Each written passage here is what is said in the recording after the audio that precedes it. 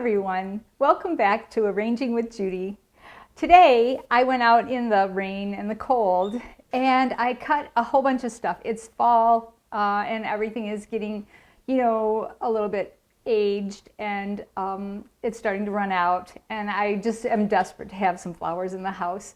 So I thought maybe you would be too, and you might be interested in doing a coffee table piece. That's what I'm going to do today. I have a big square coffee table, and what I'm going to do with this tray, I think it's about 14 inches in diameter, and I'm going to make an arrangement that I will be looking down on. Whenever you make an arrangement, it's a good idea to figure out where you're going to put it before you make it, because it'll change your whole viewpoint. It'll change the focal flowers. It'll change the angle that you place your flowers into your container. So you want to just kind of think about that before you actually start to construct your arrangement.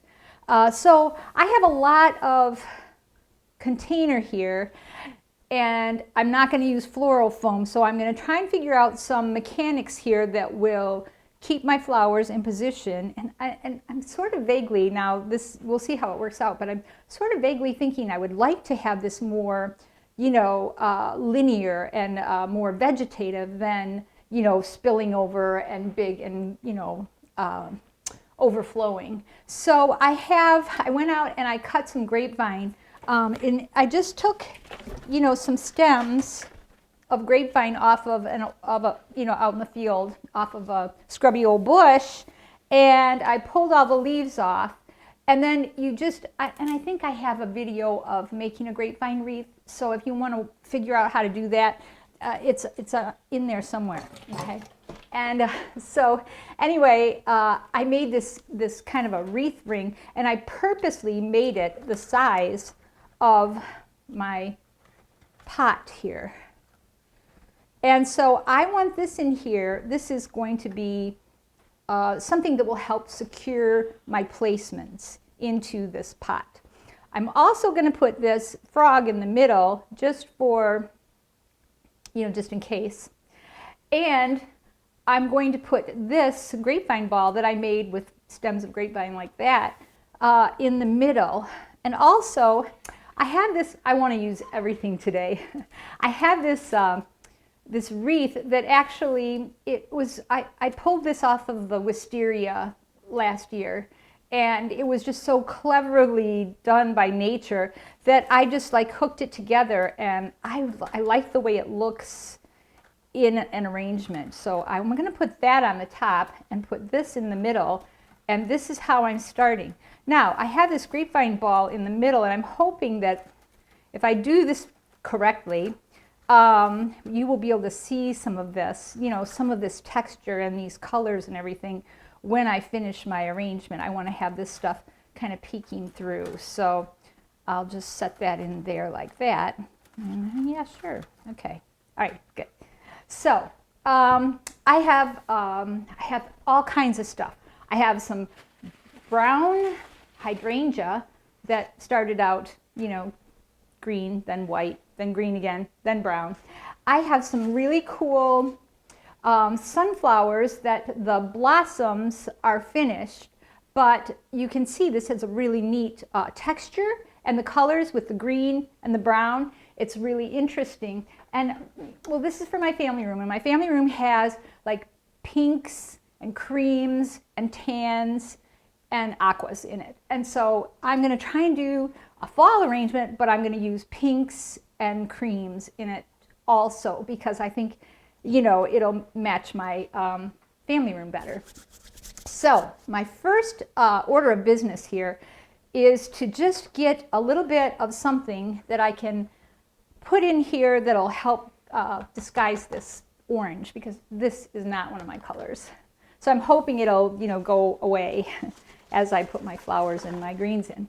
So I got this peony foliage from out back, and I'm hoping that this will just start my whole outline, and it'll go in and kind of help cover up my container. I also have some love in a puff that I want to put in, but I might put that in a little later. I'll have to see how it works. But I'm going to put this in so that it goes through my grapevine and into the water, but also will give me kind of a fringe around the top of this.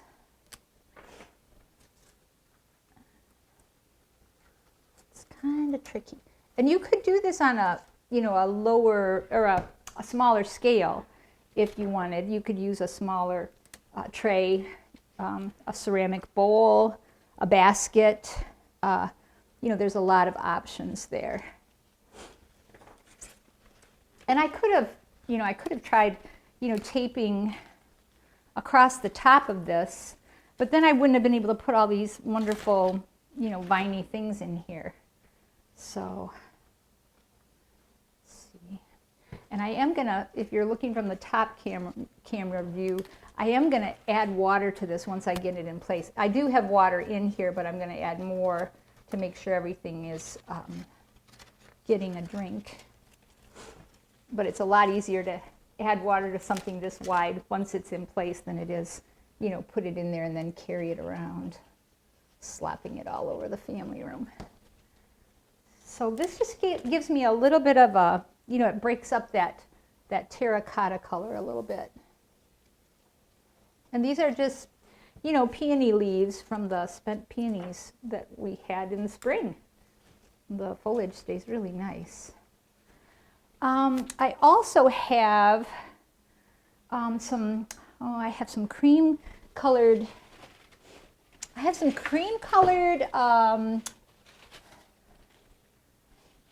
hydrangeas, but I can't remember why am I having a blank what these are. These are tardiva, okay?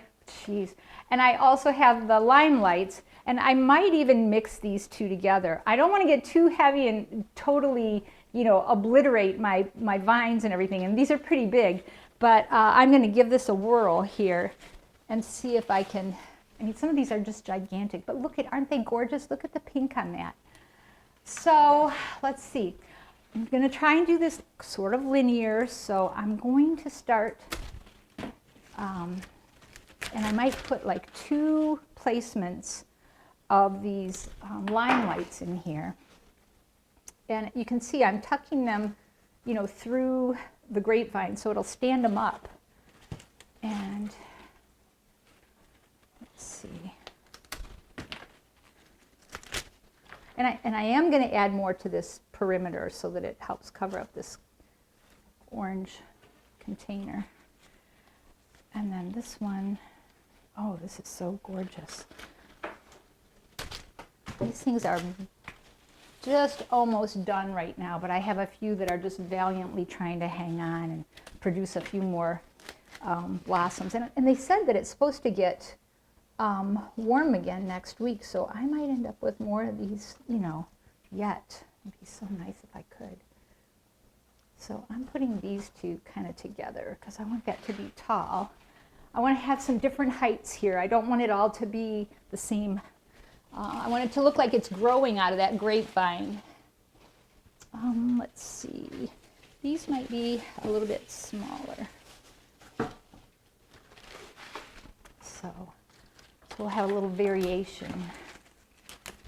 And I'm only doing 4 of these because I have some other cream flowers, you know, 4 placements here. I have some other cream flowers that I want to use, some zinnias, and then I want to get some of that brown in there too. And I want to get some pink in there too. So here we go. All right. Well, let's see. What do we have next? I think we should probably put the brown in next. And these are, I mean, they're sort of, can you hear that? Maybe I should put it right here. They're sort of dry, but they're still green, you know, so they'll stay in this form for a while. Hydrangeas are so great, you know. If you want to dry some, the best way I've found, and I'm doing a little experiment right now in the garage and in the guest room. I hung some up to dry and in the garage, And then I also put some in 2 inches of water in vases in the guest room, and they're just sitting there. And I really do believe that keeping them in a little bit of water is the best way to dry them and make them, you know, keep their color better and keep their shape better. I think it's just the way to do it. Okay, so we've got some cream and some brown, and this is what we're getting so far. And I want some pink in there. I really like these brown sunflower heads too. Once I get a little bit more in, these are kind of heavy. I think I'll put these in once I get a little bit more stems in there to you know, hold it all in place. So maybe we'll go with the pink next. And I have this tall one here. Oops. It's going to give me a tiny bit of pink height, but I think I have some taller pink stuff too. So I'm going to tuck that one in.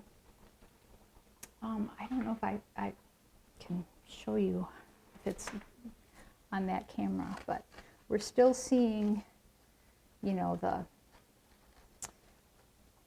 grapevine ball. Come on, get in there. There we go. Oh, and you know what? Look at this. This one bent. Can you see that? You know, the zinnias are really easy to wire. Let me see if I have a good strong wire here. The zinnias, if you just take a wire, this is a 22 gauge wire, and that's what I prefer for them. And if you just stick the wire into the face of the zinnia, right in the middle, it'll go right in there and straighten it out. Because that thing, it's not broken, so it'll still get water, but that way it will stand up straight for you, and it'll still last. Okay, I think that's in there.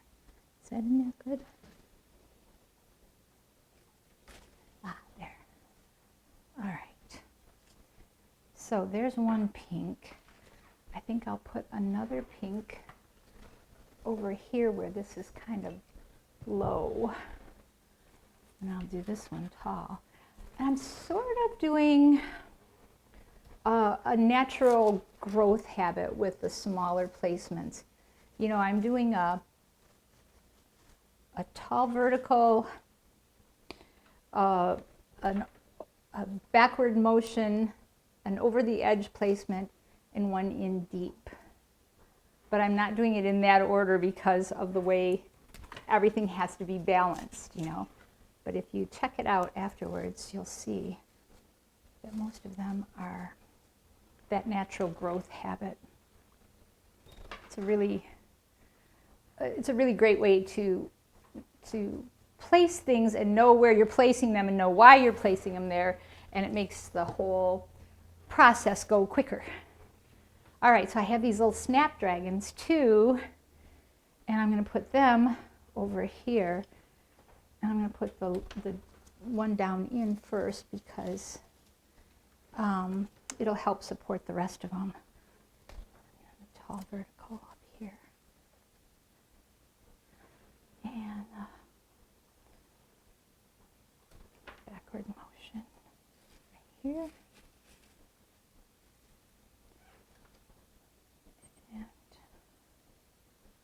I'd like to keep this one tall, but it has a curve to it, so let's see. Okay, so this is what we're getting. We do need a little bit more brown, don't we, just to, excuse me, to make it more fall. I had this really lovely artemisia. My artemisia is now blooming, and it's gone from being pale green to now it has a little bit of a fall tone to it.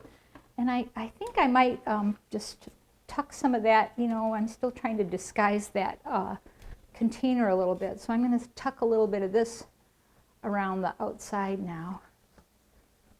I don't want to cover up all of the vines and stuff, so I want to be real careful with what I use.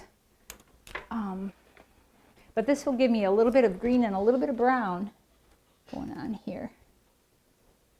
And also, this is going to be viewed from above, so it might not be too bad if I just have little peaks of this terracotta sticking out. I hope.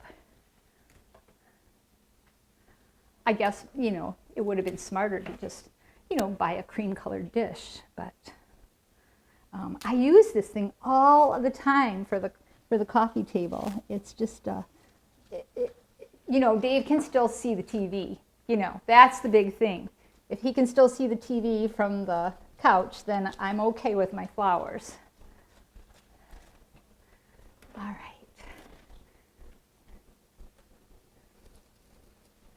I want a big piece here.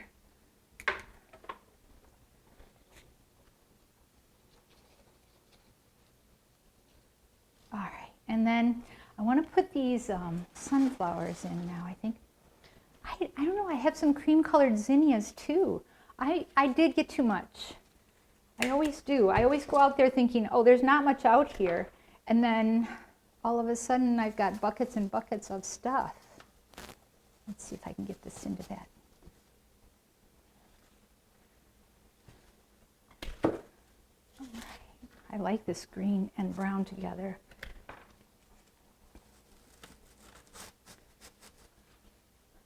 I'm not sure if this is going to support a sunflower this big and this heavy, but we'll try it and see. We might be, you know, hitting the maximum height allowance too, in order to still see the TV. Let's see. I need one more down in deep. All right, right here. Oops. Okay. So I think I need some tall stuff here, and I think this is a good place for my. Oh no! I had these beautiful, beautiful sedum I wanted to put in here too. Oh, you guys, I don't know. I'm hitting the danger zone now. Okay. I do want to put a little sedum in there. Okay, let's see. We'll do a tall vertical.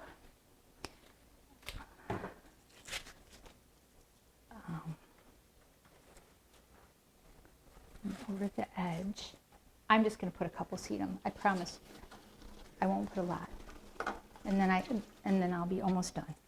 I have to put some of that Love in a Puff that I have behind me in here too.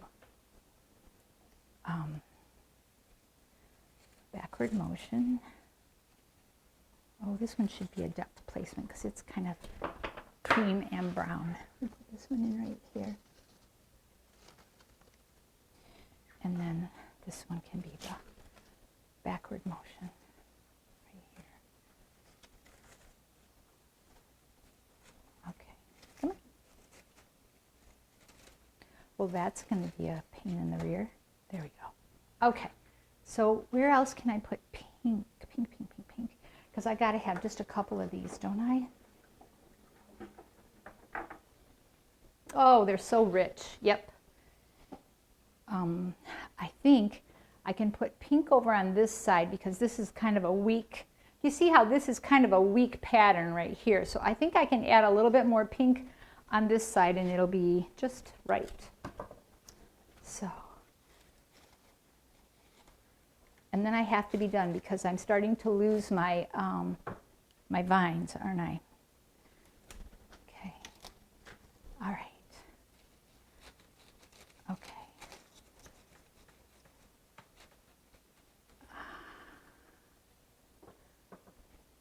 Oops, that's too tall. Okay. One of these in here, like this, and then one up here. And I still feel like this little bit of cream-colored hydrangea on this side is a little bit weak. I'm going to turn it around so you can see. We have so much cream over here now. I need a little bit of cream there, and I need a little bit of pink right here. So, cream. I just need a piece of it right in here.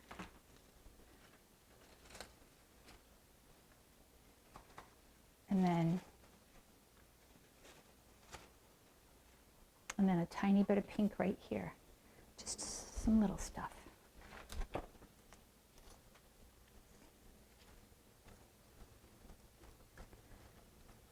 Oh dear.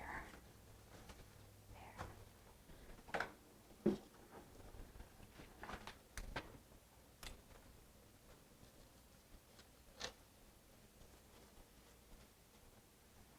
One more. One more.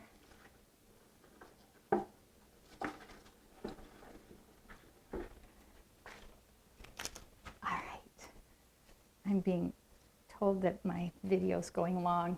You know, I always do this. I put explanations in that I probably didn't need, and then I go too long, and then I lose my audience. But look, you who waited and watched the whole thing, you get to see this. This is Love in a Puff, and it grows as a vine. And I have it on a trellis right now. And the reason they call it Love in a Puff, I'm going to pull one of these off and show you. Inside there are seeds for next year, and you see how they have a little heart in the middle of their seeds. So, and they can be considered just a tiny bit invasive in the south. So you want to be careful where you plant them if you live in the south. Here they're an annual, and they do seed themselves though, and so you want to, you know, capture their seeds if they're going to be seeding where you don't want them, or just pull them out like weeds in the spring.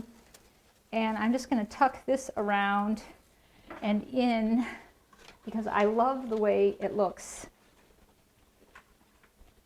with the viney dark brown stuff, you know, whether it's a grapevine or wisteria. I like the way it looks when it goes around, and some of them are green and some of them are brown, so it's kind of bringing in all that green and brown. So let's see, it's getting kind of crazy looking, isn't it? Oh yeah, this will be just fabulous on the coffee table. All right, and I still see some of the container, but you know, like I said, we're going to be looking down on it. So if we have a picture of this, you know, from above, you'll see what we're going to see from the coffee table. Okay. So there we have it. Don't be afraid to try something this size. I just broke it down into, you know, single steps, and if you follow the steps, you could use any colors, any flowers, any kind of a low flat container, and you know, you can make your grapevine balls bigger or smaller, and make your wreaths bigger or smaller, and I mean, you can just get really, you know, funky with it. And what was I going to say about this? So if you have questions about it or comments about it, please comment and I'll answer them.